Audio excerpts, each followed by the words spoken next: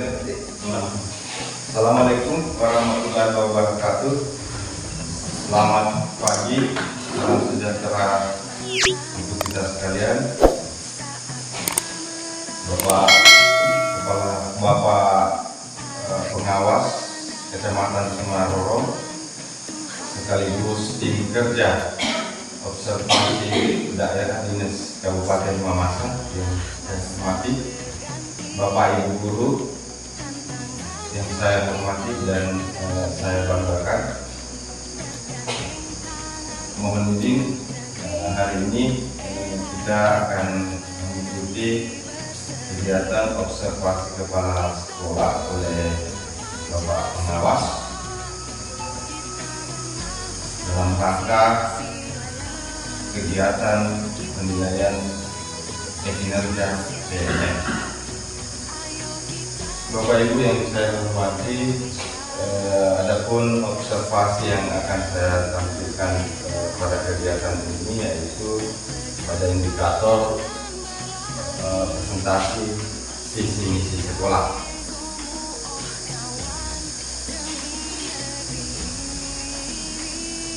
Maksud dan tujuan dari presentasi visi misi sekolah ini, yang pertama tentunya dalam rangka observasi kinerja kepala sekolah oleh pengawas. Yang kedua, upaya untuk menunjukkan komitmen satuan pendidikan dalam mewujudkan dan memastikan keberhasilan dalam mencapai tujuan pendidikan. Dan yang ketiga, warga sekolah dapat memahami visi misi sekolah, berkolaborasi, bekerja bersama untuk mencapai tujuan bersama. Baik Bapak Ibu, sebelum saya melangkah ke visi misi sekolah, tentunya saya ingin mengajak Bapak Ibu untuk memahami, kita menyatukan persepsi apakah kita masih bisa mengingat apa itu visi, apa itu misi, apa itu tujuan. Visi adalah gambaran ideal tentang masa depan yang ingin dicapai oleh sekolah. Jadi harapan dari sekolah kita ke depan, apa yang ingin kita capai. Kemudian misi adalah gambaran tindakan aksi nyata yang akan kita lakukan untuk mencapai visi. Jadi secara global itu ditunjukkan pada misi, rencana apa saja, kegiatan apa saja yang dilakukan oleh sekolah untuk mencapai visi. Kemudian tujuan adalah pernyataan spesifik dan terukur tentang apa yang ingin dicapai sekolah dalam jangka pendek, menengah, dan jangka panjang. Tujuan ini lebih konkret dibandingkan dengan visi dan misi. Biasanya dipecah menjadi sasaran yang lebih kecil yang dapat dicapai melalui berbagai program dan kegiatan. Kemudian selanjutnya visi misi sekolah kita, ada yang bisa sebutkan atau ingat apa visi misi kita? Visi misi sekolah SDN 009 Rotterdam. Selama ini visi misi hanya tinggal jadi pajangan, dipahami pun belum tentu bilang diingat ketika ditanyakan apa visinya sekolah Bapak Ibu.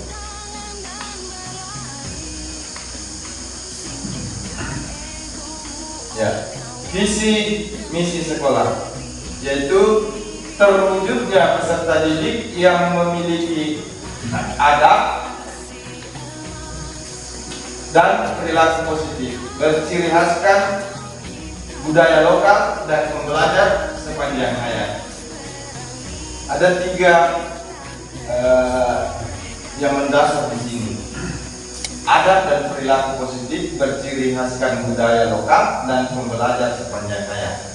Nah, dasar inilah yang kita mau capai melalui misi, dikembangkan melalui misi. Ada 6 misi yang kita ini. Yang pertama yaitu membangun kebiasaan rajin dan tertib beribadah sesuai kepercayaan masing-masing. Yang kedua, merancang program sekolah terintegrasi dengan pengalaman nilai budaya lokal. Yang ketiga, mengembangkan rasa peduli, empati, toleransi, dan nasionalisme serta bangga atas budaya lokal melalui aktivitas keseharian peserta didik. Yang keempat, memfasilitasi terciptanya lingkungan belajar yang mendukung membelajar sepanjang hayat. Kemudian yang kelima ini, memfasilitasi terciptanya lingkungan belajar yang mendukung pembelajaran sepanjang hayat. Dan yang terakhir, menciptakan lingkungan sekolah interaktif, kolaboratif, dan adaptif terhadap perkembangan dan perubahan zaman. Nah, ini tujuan yang kita terapkan, yaitu ada 3 tujuan: jangka pendek, jangka menengah, dan tujuan jangka panjang. Di tujuan jangka pendek ada beberapa. Tentunya semua tujuan ini harus selaras dengan misi. Jangan sampai misi yang kita mau capai berbeda, sementara tujuan yang kita rancang berdasarkan program kegiatan yang kita susun lain juga, itu tidak selaras. Jadi visi misi itu adalah komponen atau bahagian daripada kurikulum. Visi misi ini termuat di dalam kurikulum. Jadi saya ingin menyampaikan bahwa kurikulum itu adalah seluruh proses, seluruh perencanaan diramu di dalam kurikulum. Kalau saya analogikan kurikulum itu seperti lintasan lari maraton, maka garis start, kemudian stafet A, stafet B itu merupakan fase atau rencana kegiatan untuk mencapai titik finish. Nah, itulah kurikulum. Kurikulum itu koridor bagi sekolah dalam merencanakan program kegiatan, merealisasikan, mengevaluasi di akhir tahun. Kemudian kita review untuk memperbaiki apa yang masih lemah dalam program rencana kegiatan kita. Adapun mekanisme penyusunannya, yaitu 1, tentunya pembentukan tim penyusun KOSP. Yang kedua, analisis kebutuhan. Kemudian yang ketiga, penetapan visi misi tujuan. Yang keempat, pengembangan struktur kurikulum. Yang kelima, pengembangan perangkat ajar. Dan yang terakhir, monitoring evaluasi berkelanjutan. Nah, di bagian pertama, pembentukan tim penyusun, itu kita sudah lakukan pembentukan tim. Ini terdiri dari berbagai pemangku kepentingan.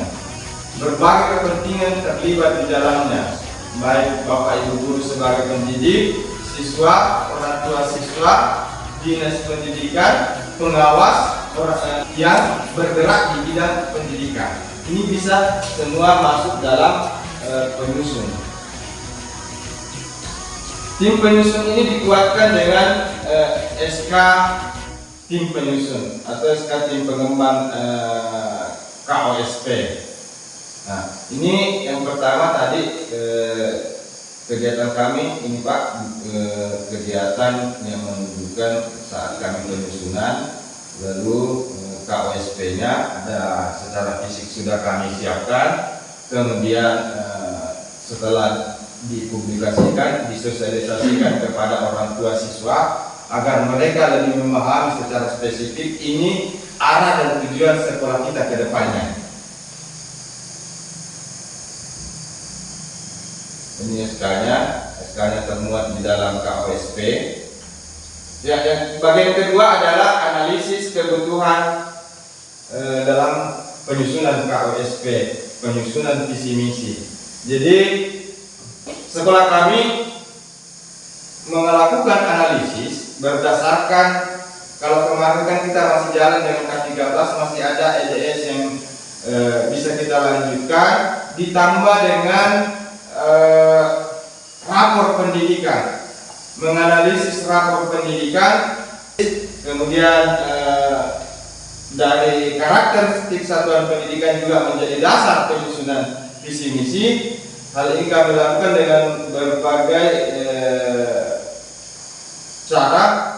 Yang pertama yaitu dengan wawancara secara langsung kepada audiens, orang tua siswa dan siswa, komite, kemudian menyebar instrumen karakteristik yang dicentang langsung oleh siswa. Kami ramu, dipetakan sehingga menjadi bahwa inilah kondisi real dari keadaan sekolah SDN 009 Rate berdasarkan kelemahan dan kelebihan, kekuatan dari sekolah, hal apa saja yang perlu kami lakukan, hal apa saja yang perlu kami rencanakan untuk kedepannya mengawal kurikulum kami.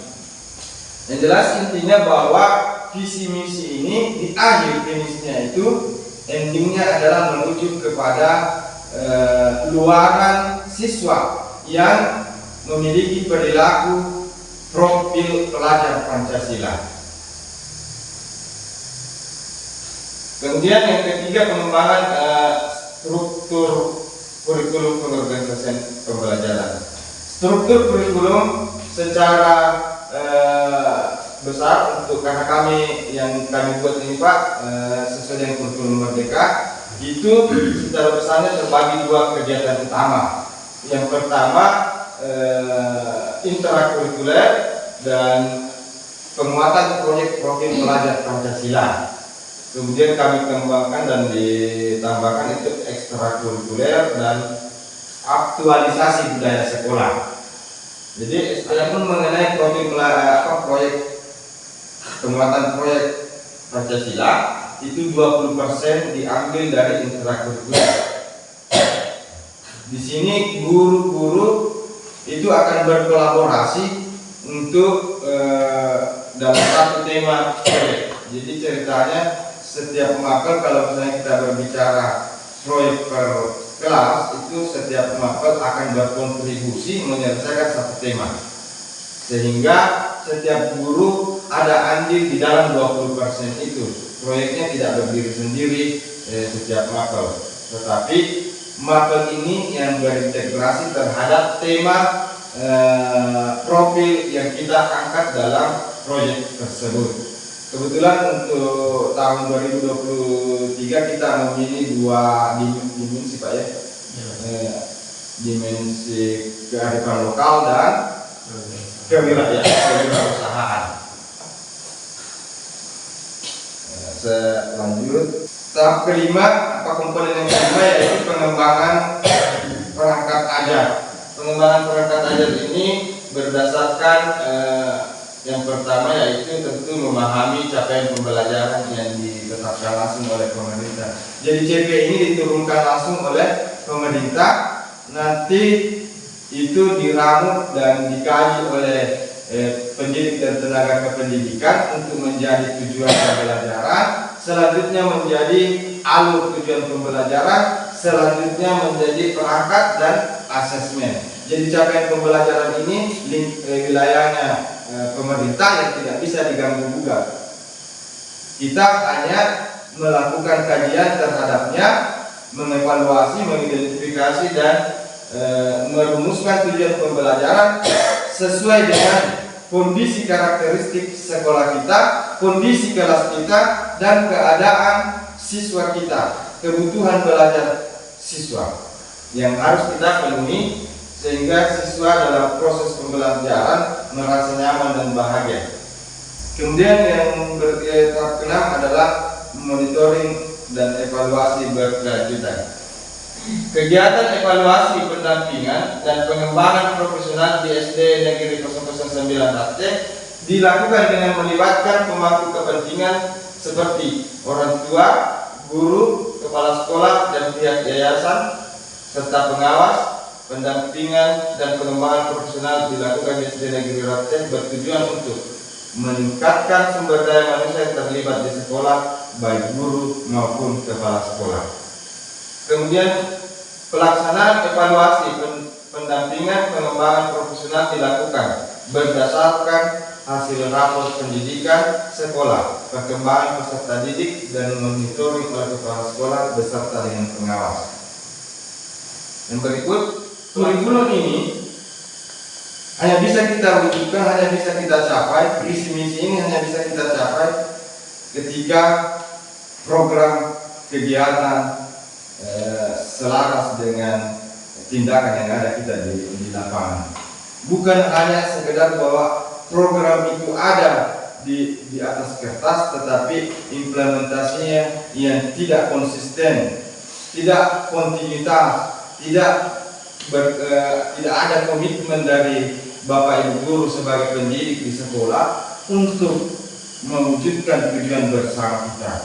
Jadi saya sebagai kepala sekolah menyusun beberapa rencana kegiatan untuk secara spesifik saya bagi dalam dua program kesiswaan dan pengembangan PTK. Adapun program kesiswaan ini yang pertama yaitu peningkatan literasi numerasi siswa, yaitu programnya adalah program kami namanya program telisik, yaitu dari terapi literasi numerasi yang mengasihkan dengan berbagai jenis kegiatan. Ini sudah berjalan dan ada tim yang kami bangun sendiri, tim literasi juga di SK-kan, ada pengurusnya. Yang pertama ini kegiatannya yaitu untuk program literasi numerasi, yaitu pemanfaatan pojok baca kelas. Jadi setiap kelas memiliki pojok baca. Setiap siswa-siswa itu tidak lagi harus berhamburan ke perpustakaan utama untuk mencari bukunya, tetapi di pojok kelas mereka bisa mendapatkan buku yang mereka inginkan. Di sana juga akan ada terjadi pembelajaran di mana siswa terbiasa mengambil dan menyusun kembali buku-buku yang telah mereka pelajari. Kemudian yang berikut, pemanfaatan mandi kelas untuk mempublikasi karya tulis yang ada di depan kelas itu, Pak.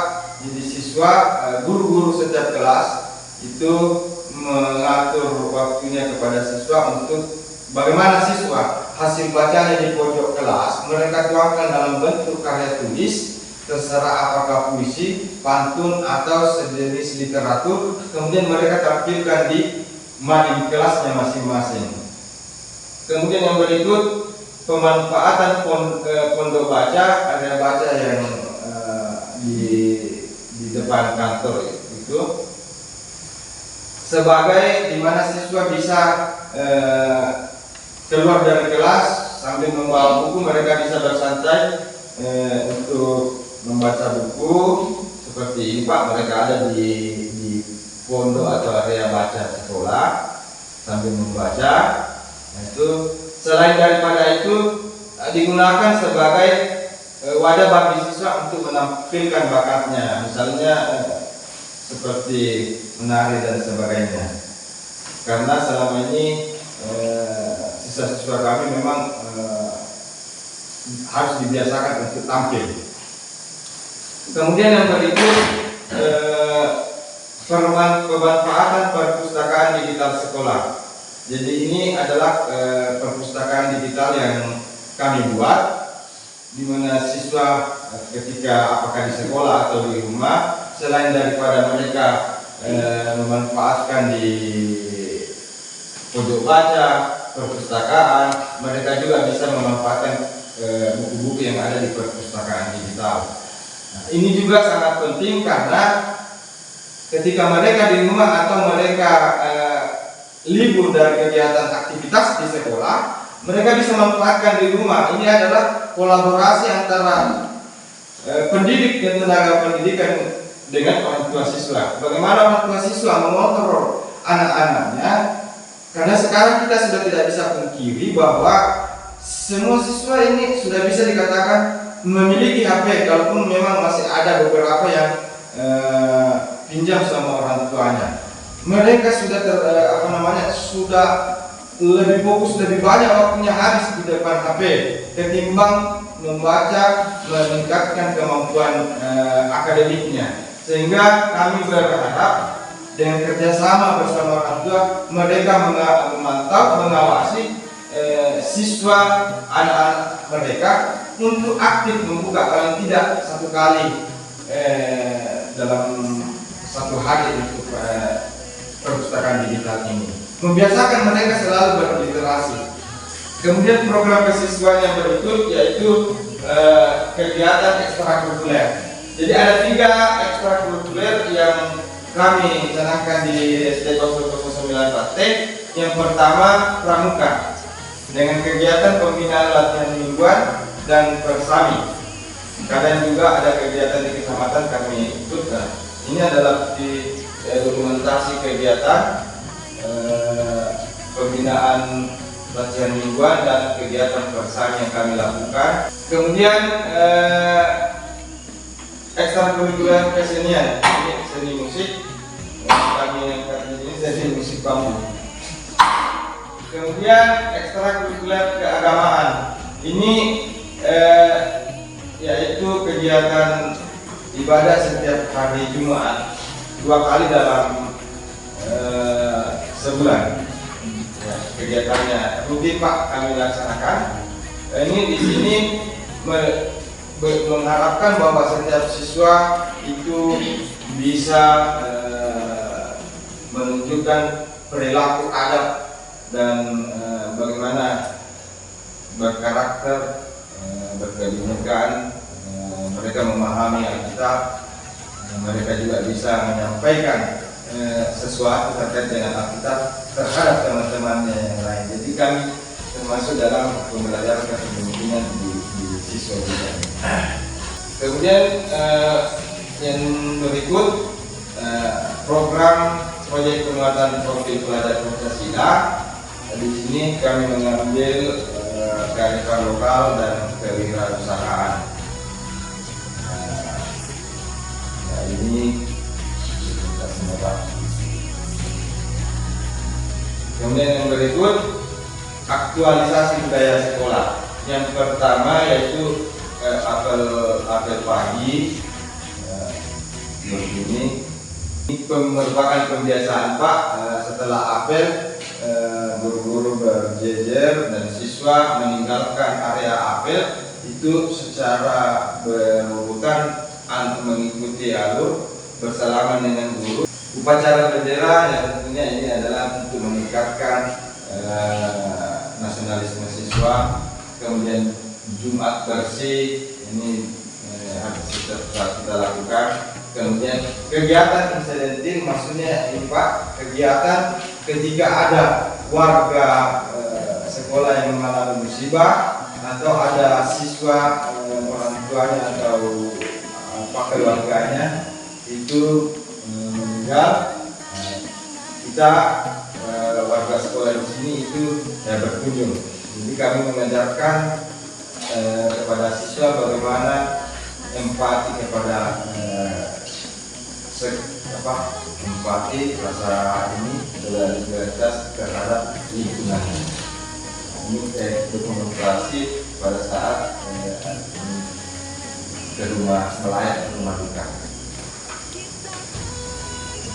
Selanjutnya untuk program pengembangan PTK. Yang pertama program yaitu pelaksanaan in-house training. Ini sudah kami laksanakan dan kegiatan ini kami sudah publikasi dalam bentuk video YouTube. Kemudian optimalisasi PMM, dan ini sudah dari sekian guru sudah ada beberapa yang sudah disertai dengan aksi nyata setiap modul yang mereka pelajari. Kemudian optimalisasi komunitas belajar. Ini komunitas belajar sudah berjalan sudah berapa tahun dan terprogram, terstruktur, terjadwal, dan ada pengurusnya. Ada tim fasilitasi komunitas belajar yang di SK-kan, tugasnya memfasilitasi peserta komunitas dalam pemenuhan kebutuhan belajarnya mereka. Dan ini sudah didokumentasikan baik berupa foto, baik berupa video, baik berupa fisik yang mendukung. Kemudian poin berikut yaitu berbagi praktik baik. Jadi di sini saya mengharapkan kepada guru-guru bahwa setiap guru ada praktik baik yang bisa mereka bagikan kepada rekan-rekannya. Jadi kalau yang ini yang penguatan kinerja PNN yang menjadi narasumber berbagi praktik baik pada saat itu adalah Pak Handani, kemudian penguatan transisi PAUD SD dalam rangka menghadapi tahun ajaran baru ini dibawakan oleh Ibu Hastiti itu pada saat kegiatan komunitas belajar. Di kegiatan komunitas belajar kami juga kebetulan dihadiri oleh tetangga sekolah di sedesa dengan kami. Nah, kemudian evaluasi dan tindak lanjut. Implementasi program kegiatan memberikan dampak hasil yang cukup signifikan. Hal ini terlihat dari capaian hasil rapor pendidikan dari tahun 2021 sampai tahun 2024 menunjukkan progres peningkatan yang berkelanjutan, baik dari sisi peserta didiknya maupun terhadap pendidik dan tenaga kependidikan. Dalam hal ini kegiatan proses belajar mengajar, pengembangan kompetensinya sebagai guru profesional. Ini adalah rapor pendidikan tahun 2021 yang dirilis tahun 2022. Inilah acuan kami yang saat itu untuk melakukan analisis, identifikasi, refleksi, lalu kami benahi berdasarkan program kegiatan setiap tahunnya. Kebetulan ada dalam bentuk dokumen Pak, itu identifikasi refleksi yang kami print tahun 2022 beserta dengan rencana kegiatannya. Di tahun 2022 ini kemampuan literasi sekolah kami itu dalam kategori perlu intervensi khusus, artinya bahwa memang betul-betul keadaan literasi numerasi sekolah kita sangat rendah. Kemudian proporsi pendidik dalam pengembangan pembelajaran itu juga rendah. Posisi iklim budaya sekolah, tindak kekerasan, saya tidak tahu kenapa bisa juga berada di posisi awas. Namun setelah kami lakukan identifikasi dan refleksi benahi, kemudian menyusun perencanaan lalu mengimplementasikan kegiatan, komitmen melaksanakan kegiatan tersebut berkelanjutan, tahun 2023 ada perubahan di mana literasi mengalami peningkatan 90%. Jadi berada pada nilai 91. Kemudian numerasi juga berada mengalami peningkatan, tetapi masih berada di level merah 53. Kemudian untuk PTK, pengembangan PTK itu sudah agak baik juga, karena mungkin adanya kegiatan-kegiatan komunitas belajar, adanya kegiatan-kegiatan PNN yang kami lakukan. Lalu yang terakhir, berdasarkan rapor pendidikan tahun 2024, alhamdulillah semua indikator penilaian di rapor pendidikan itu sudah hijau. Literasi numerasi meningkat 100%, berada di kategori kalau di tingkat kabupaten peringkat 1 sampai 20. Kemudian indikator iklim budaya sekolah hijau juga, PTK hijau juga, semua sudah hijau. Sehingga untuk ke depan sebagai tindak lanjut yaitu tentunya adalah mengawal, mempertahankan apa yang sudah ada hari ini. Jangan sampai tahun ke depan kita kembali lagi ke yang sebelumnya. Jadi saya berharap kepada teman-teman itu ada dukungan. Sekiranya hal apa yang perlu kita lakukan supaya literasi, numerasi, pembelajaran, iklim budaya sekolah berada dalam posisi yang seperti saat ini tahun 2024. Tidak ada lagi yang pakai lipstick, semua sudah hijau. Sampai di sini teman-teman, kalau kita melihat dari awal, mulai dari tahun 2022 sampai 2024, dan mengenai program kegiatan yang telah kita canangkan, telah kita kita implementasikan. Apakah ada pertanyaan, saran dari teman-teman? Silakan. Ya, sekarang mungkin sebagai refleksi, dan kita juga tidak bisa memungkiri bahwa di tahun 2024 ini dari tahun yang 2000 awal kita jadi sekolah penggerak, sehingga terbentuklah sebuah KSOP yang kita jalankan pada tahun 2022-2023 itu. Memang kita betul-betul fokus dan memacu diri untuk kerja di sekolah. Maksudnya semua kita fokuskan aktivitas di sekolah. Kita sampai di sekolah ya kita lakukan sesuai dengan KSOP yang telah kita tentuin. Hanya saja di tahun 2024 ini kami atau saya sendiri dan saya juga melihat pada guru-guru, teman guru lain itu, kita mengalami sebuah shock terang begitu. Maksudnya kita dihadapkan pada aktivitas di sekolah yang menuntut, dan kita juga harus menyelesaikan pekerjaan yang kita sebagai ASN begitu Pak. Misalkan ini pengelolaan kinerja. Jadi kita itu dituntut untuk fokus di sekolah dan mengerjakan juga tugas sebagai ASN begitu. Makanya di tahun 2024 ini, khususnya di awal tahun ini, kita betul-betul mengalami sebuah harus berubah begitu. Makanya ada beberapa program yang memang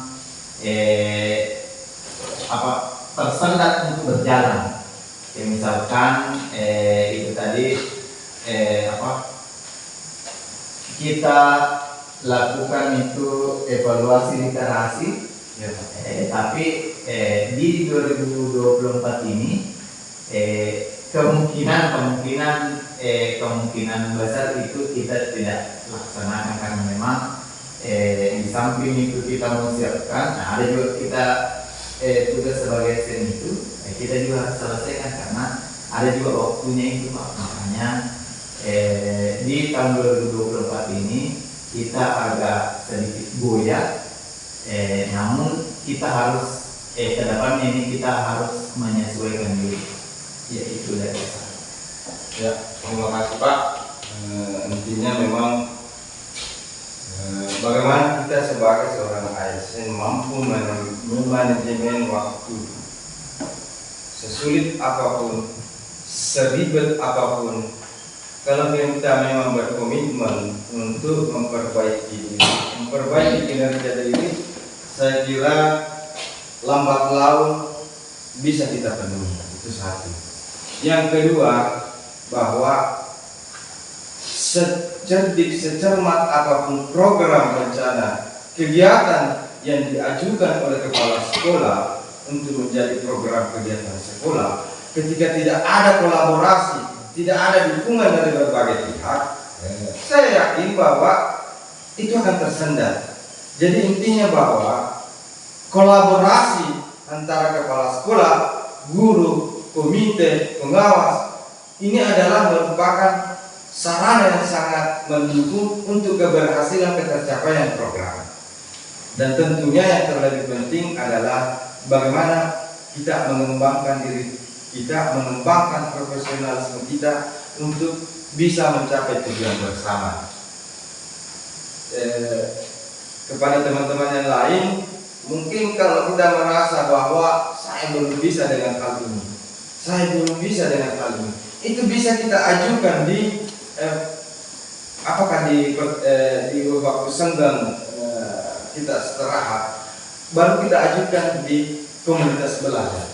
Contoh misalnya mengenai saya akui bahwa saya pun masih terbatas dalam hal pemanfaatan teknologi. Tetapi saya bisa otodidak. Banyak hal yang bisa kita lakukan untuk mencapai paling tidak berkembang, berpindah dari yang tadinya abu-abu bisa agak jelas. Saya kira pasti akan ada perubahan. Yang penting ada kemauan untuk bertindak, ada kemauan untuk berbuat. Nanti setelah itu kita refleksi, perbaiki diri untuk menghasilkan yang lebih baik. Memang kita akui bahwa saat ini kita dibelenggu dengan berbagai macam hal, berbagai macam aplikasi, berbagai macam administrasi. Belum selesai yang satu, muncul yang satu, belum rampung yang satu, datang lagi rencana yang satu. Nah, kalau tidak ada dari teman guru, mungkin ada dari bapak pengawas, apakah itu semacam pengeluaran atau semacam saran dari Pak terkait dengan apa yang bisa jadi terima kasih atas kesempatan yang diberikan. Jadi yang saya hormati Bapak Kepala Sekolah, saya hormati Bapak Ibu guru yang hebat, saya banggakan hari ini kita dapat menjadi ibu baik dengan keluarga yang mana kita memiliki kesehatan, kesempatan, kemampuan, sehingga kita boleh bertemu dalam rangkaian kegiatan untuk konservasi kepala sekolah. Jadi kehadiran kami sebagai pengawas di sini berkaitan dengan regulasi baru yang ada, yang mana kami sebagai pengawas sekolah dan sekaligus sebagai tim kerja Dinas Pendidikan diberikan tanggung jawab untuk memantau dan mengamati pelaksanaan konservasi kepala sekolah, dan itu berkaitan dengan penilaian yang kami berikan di aplikasi teknologi. Jadi kalau hari ini saya hadir untuk mengamati kegiatan sekolah dalam konservasi, itu kami akan tuangkan dalam penilaian.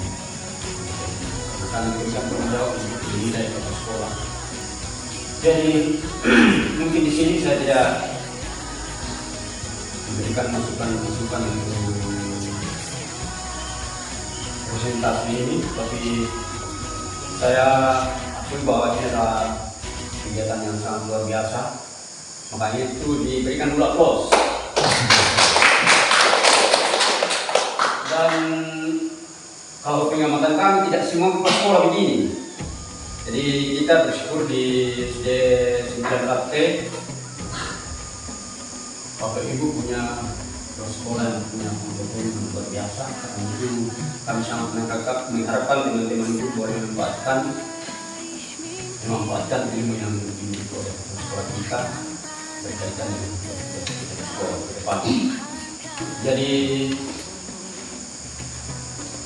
secara itu sedikit saya sampaikan, dan untuk misi-misi memang semua guru dan warga sekolah, bahkan orang tua siswa itu harus menghafal dan memahami, mengetahui apa itu visi sekolahnya, apa cita-cita sekolahnya ke depan. Karena kalau dia tidak tahu,